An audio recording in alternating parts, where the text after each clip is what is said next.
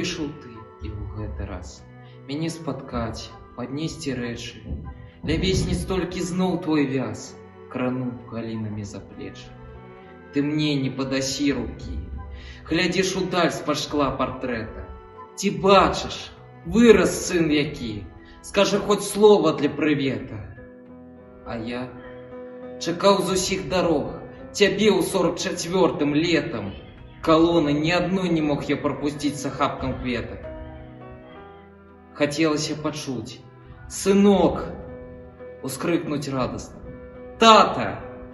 Бацькоўскім быў мне кожны крок. Усё ішлі салдаты. Каторы раз сыходзіў снег, дамоў вярнуліся суседзі. Я кожнаму насустрач бег і чуў кароткае: «Прыедзе». Калі ў крыўдзе мне сябры гразіліся падчас бацькамі, тады хацелася наўзрыд заплакаць шчырымі слязамі. Не плакаў я, усім на злосць, бо ў хаце быў адзін мужчына.